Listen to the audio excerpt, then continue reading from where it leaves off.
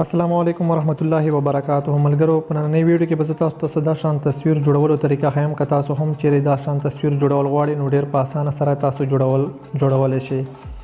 خو د هغه نه مخکې زه تاسو ته درخواست کوم چې پلیز که تاسو چیرې تر اوسه پورې زموږ د پشتو فوټو ایډیټینګ یوټیوب چینل نه وي سبسکرایب کړی نو دا د ځان سره سبسکرایب کړئ او په خوا کې به درته د ګنټې نشانه شي په هغه باندې به هم کلیک وکړئ چې زمونږ هر یو ویډیو د ټولو نه مخکې ستاسو ته رسي نو ټیم ډېر نه هرپوم زه خپلې ویډیو طرف ته د ټولو نه اول به تاسو په خپل موبایل کې د PicsArt اپلیکیشن اوپن کړئ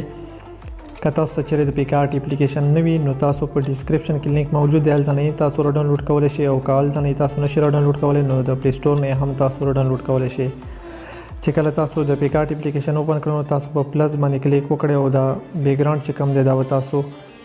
په PicsArt اپلیکیشن کې اوپن کړئ د بیکګراوند لینک او د ګرل PNG چې کومه دی د څومره PNG چې زه دلته کې اوس یوز کوم او د بیکګراوند لینک د ټولو لینک به زه په ډسکرپشن کې ورکړم سیمپلی تاسو په هغه لینک باندې کلیک وکړئ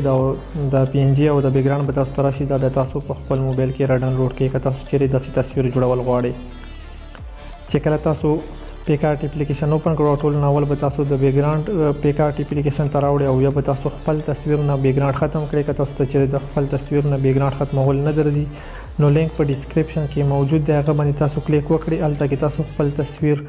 پیسټ کړئ کم تصویر نه چې تاسو بیکګراوند ختمول غواړئ نو په یو کلیک سره به تاسو تصویر نه اتوماتیکلی بیکګراوند ختم شي څنګه چې ما د تصویر نه ختم کړی دی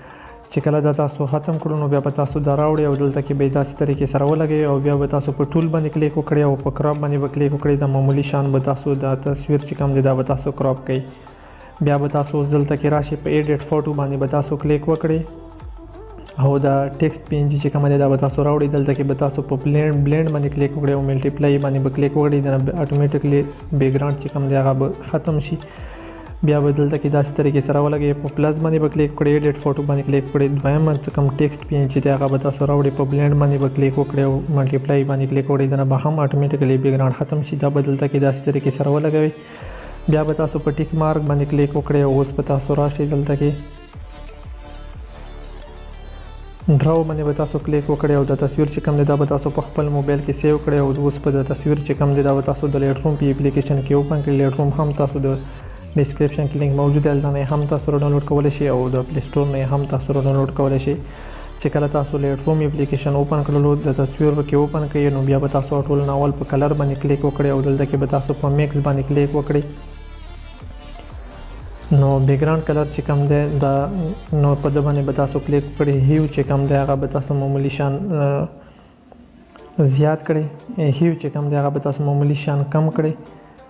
او سچوریشن به زیات کړئ او لومینس چې کوم دی هغه به تاسو 1% چې کوم دی هغه به تاسو زیات کړئ بیا به تاسو په د کلر باندې کلیک وکړئ هیو چې کوم دی هغه به تاسو کم کړئ سچوریشن چې کوم دی هغه به تاسو زیات کړئ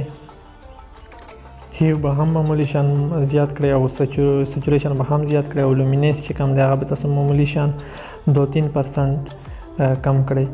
بیا به تاسو په د کلر باندې کلیک وکړئ هیو چې کوم دی هغه به تاسو زیات کړئ